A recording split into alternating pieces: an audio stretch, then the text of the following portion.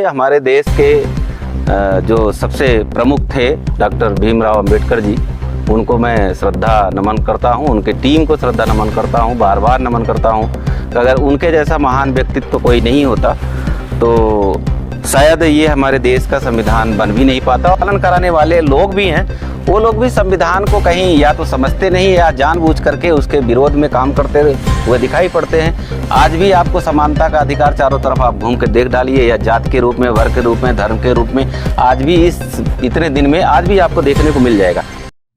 नमस्कार साथियों, आप देख रहे हैं आपका अपना YouTube चैनल संवाद लाइव। वीडियो शुरू करने से पहले साथियों, अगर आप हमारे चैनल पर नए हैं तो चैनल को सब्सक्राइब करें और हमारी वीडियो को लाइक और शेयर करना न भूलें।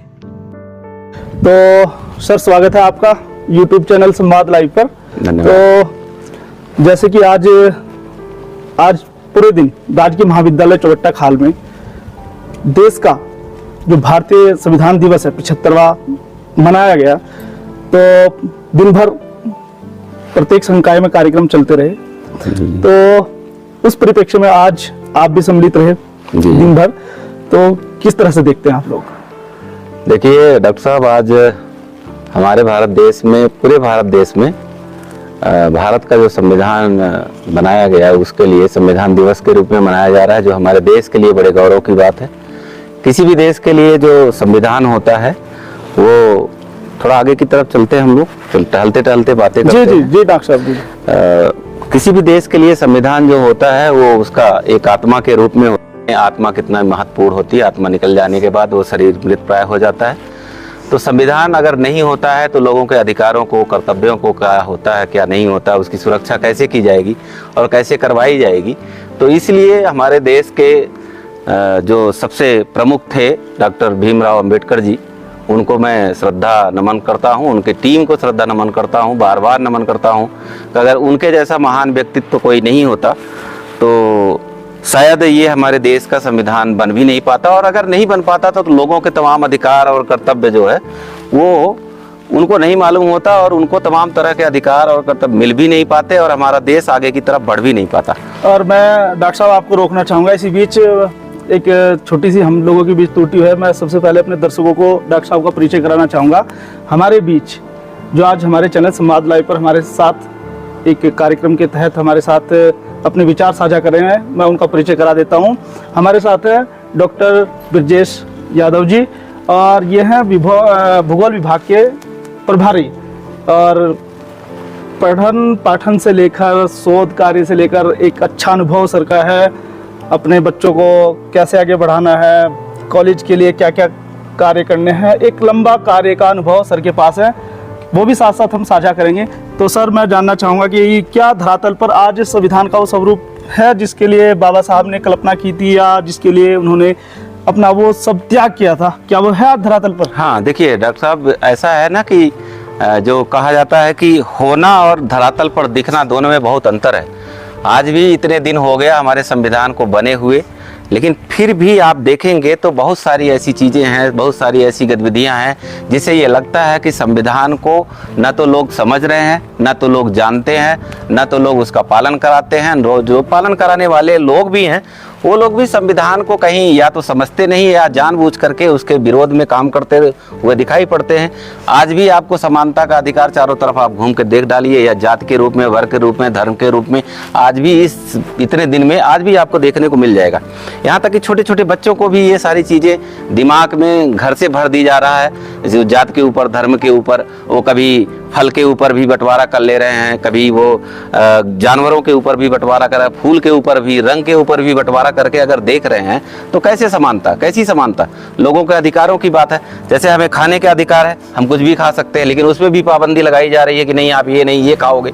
हम कुछ भी कहीं भी ढोलना चाहते हैं, ढोल सकते हैं, चल सकते हैं, लेकिन वो कुछ लोग ऐसे हैं जो चाहते ही नहीं कि संविधान को धरातल पर वास्तव में लाया जाए और संविधान को लोगों को पढ़ाया जाए। जबकि हमारा मानना है कि इस देश या किसी भी देश के नागरिक को वहाँ के नियम कानून और संविधान को पढ़ना अति आवश्यक है।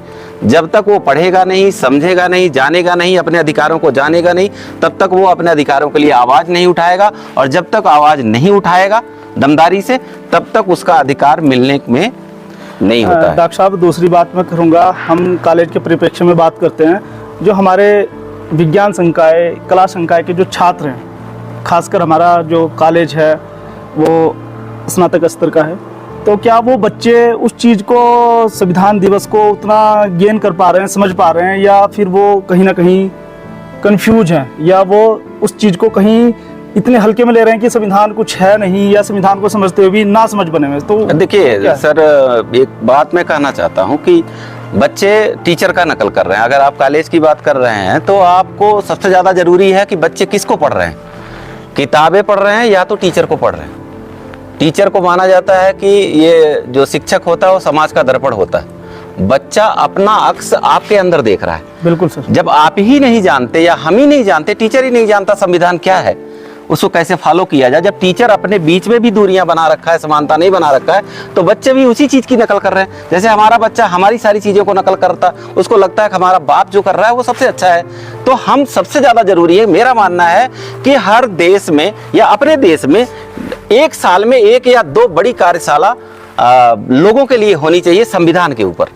जी जी डॉक्टर साहब। उसके लिए डिबेट होना चाहिए बड़े पैमाने पर, क्या सही में हमारे संविधान को लागू किया जा रहा है या अपने हिसाब से तोड़ मरोड़ के लोग पेश कर रहे हैं। जैसे लोगों ने कहा कि अगर अंबेडकर जी ने खुद ही कहा था कि अगर संविधान को नहीं फॉलो किया गया समय में, उसी समय उनके दिमाग में आ गया था, क्योंकि मानव ऐसा प्राणी है कि वो अपने अनुसार किसी चीज को ढालना चाहता है, वो किसी नियम में बंधना नहीं चाहता। उन्होंने कहा था कि अगर इसको फॉलो नहीं किया गया कायदे से तो ये कागज का पुलिंदा बन जाएगा। तो उसी तरफ धीरे धीरे जा रहा है। तो डॉक्टर साहब एक नई चीज़ की तरफ मैं आपको लेकर चलता हूं। जैसे भारतीय संविधान को कहते हैं कि भाई प्रारूप समिति के डॉक्टर BR अम्बेडकर साहब अध्यक्ष थे, तो कहीं ना कहीं एक अवधारणा समाज में बनी हुई कि वो तो एक दलित के हाथों लिखा गया है, कहीं ना कहीं एक दलित की धरोहर है।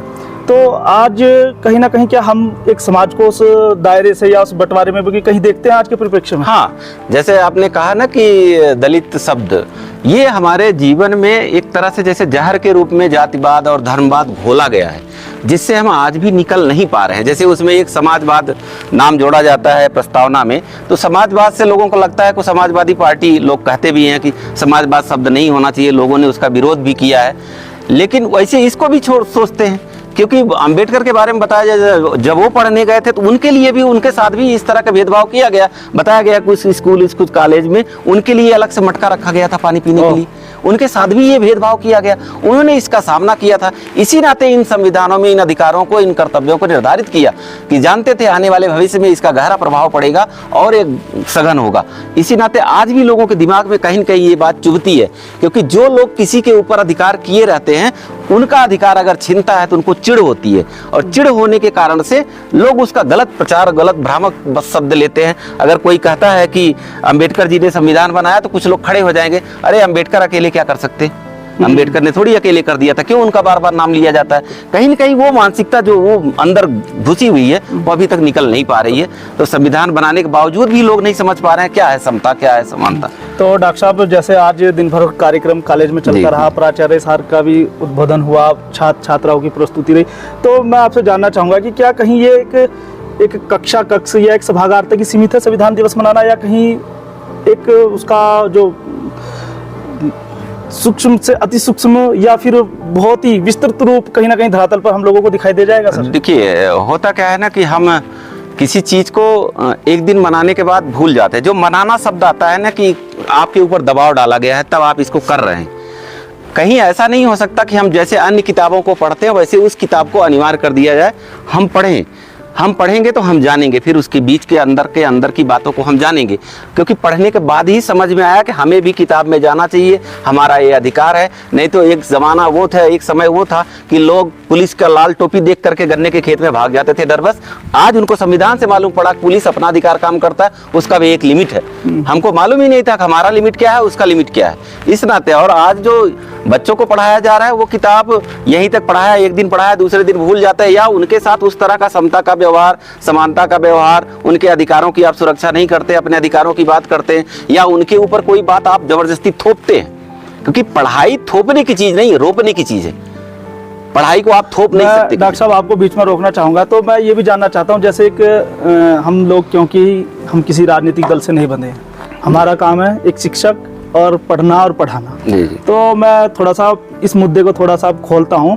क्या जैसे एक देश में एक चल रहा है कि एक है तो सेफ है, क्या राजनीतिक परिप्रेक्ष्य और संविधान के परिप्रेक्ष्य में ये कितना सही?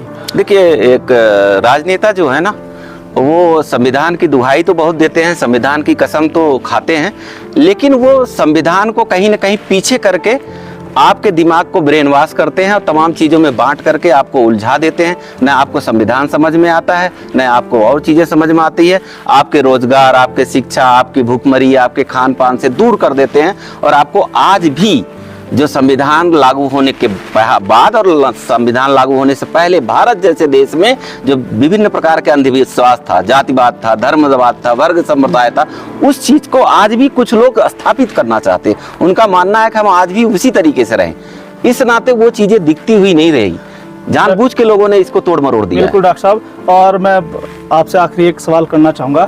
क्या भारतीय संविधान दिवस मनाना, क्या है कि जैसे हम लोग, मैं हिंदी विभाग, आप भूगोल विभाग या राजनीति विभाग से, हमारे जो अन्य प्राध्यापक हैं, विद्वान लोग हैं, तो क्या ये एक विषय वर्ग से संबंधित रह गया या हम सब लोगों को, भाई ये हिंदी वर्ग का है, ये विज्ञान का है, हम सब लोगों का कर्तव्य बनता है, या फिर एक राजनीतिक विषय के रूप में बस एक हो जाना चाहिए कि नहीं भाई ये तो राजनीतिक विभाग का काम है, संविधान को पढ़ाना समझाना बच्चों को, और हमारा इससे कोई मतलब नहीं? आप इसको कहाँ देखते हैं सर? नहीं नहीं, ये गलत है कि इसको एक विषय बता दिया जाए। ये विषय से ऊपर हटाना चाहिए। जैसे हम अगर अपने भारत देश में विभिन्न प्रकार के ग्रंथ पढ़ते हैं, वेद पुराण पढ़ते हैं, उपनिषद पढ़ते हैं या और तमाम चीज़ें पढ़ते हैं, इस तरह से इसका विस्तृत रूप देना चाहिए।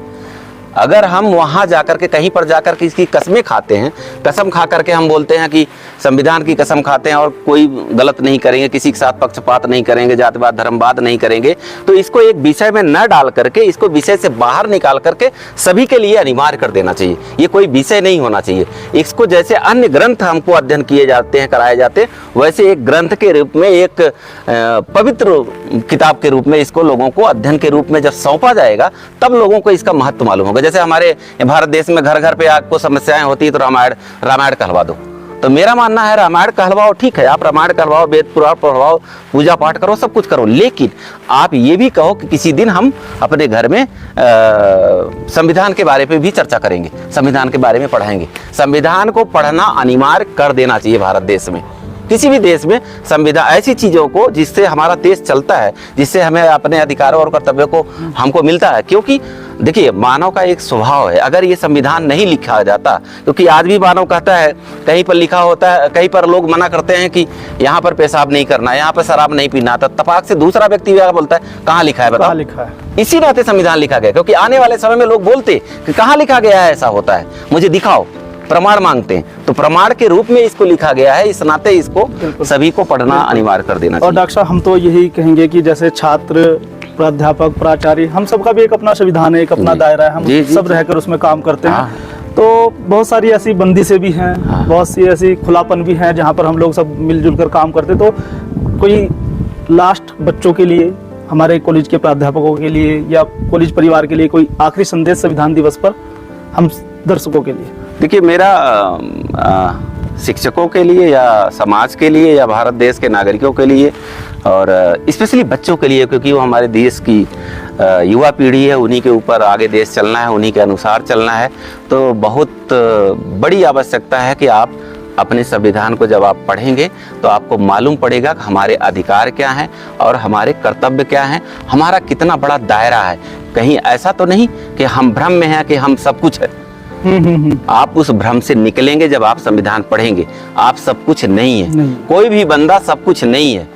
इस नाते हाँ, मठाधीशी जो दिमाग में लोगों को बैठी है कि हम जैसा चाहेंगे वैसा होता है, उससे अगर आपको निकालना है, इस देश को निकालना है, देश में जो संविधान पढ़ना पड़ेगा, संविधान पढ़ना बहुत जरूरी है, तभी आपको अपना अधिकार और कर्तव्य। अच्छा, जो पुस्तकालय है आजकल अभाव है, हाँ जी, तो होना चाहिए या नहीं? संविधान की किताबें तो पुस्तकालय में होनी चाहिए, सार्वजनिक स्थानों पर होनी चाहिए। कॉलेज में जैसे अन्य चीजें रखी जाती हैं वैसे उसको भी रखा जाना चाहिए, तभी लोगों को मालूम पड़ेगा। मुश्किल यही है कि हम अपने अधिकारों और कर्तव्यों को बखूबी नहीं जानते हैं, उसकी सीमाओं को नहीं जानते। इसी नाते विभिन्न प्रकार की लड़ाइयाँ होती हैं, क्योंकि बार बार कहा जाता है कि बच्चा दूध तब पाता है जब रोता है। और आप अपने अधिकारों को तब पाएंगे जब आप बोलेंगे। और आप बोलेंगे तब जब आपको मालूम पड़ेगा, और मालूम तब पड़ेगा जब आप संविधान पढ़ोगे, नियम कानून आप पढ़ोगे। आपको बार बार क्यों पढ़ाई के लिए बार बार कहा जाता है? पढ़ाई भी इसको अनिवार्य कर देना चाहिए, मेरा तो यही मानना है, तभी जाकर के देश। चलिए सर, डॉक्टर साहब बहुत बहुत धन्यवाद। धन्यवाद आप संवाद लाइव के लिए समय निकाला। और ये थे हमारे बीच डॉक्टर ब्रजेश यादव जी, भूगोल विभाग के प्रभारी, जिन्होंने संविधान दिवस पर अपने विचार रखे। बहुत बहुत धन्यवाद सर। धन्यवाद सर। आप आपके चैनल को लोग सब्सक्राइब करें, लाइक करें, शेयर करें, बड़े से बड़ा दूर तक इसको प्रचारित करें। धन्यवाद। आप देख रहे थे हमारा YouTube चैनल संवाद लाइव। अगर आपको हमारी यह वीडियो अच्छी लगी है तो लाइक करें, शेयर करें और हमारे चैनल संवाद लाइव को सब्सक्राइब करना न भूलें। मिलते हैं अगली वीडियो में, तब तक के लिए नमस्कार, जय हिंद।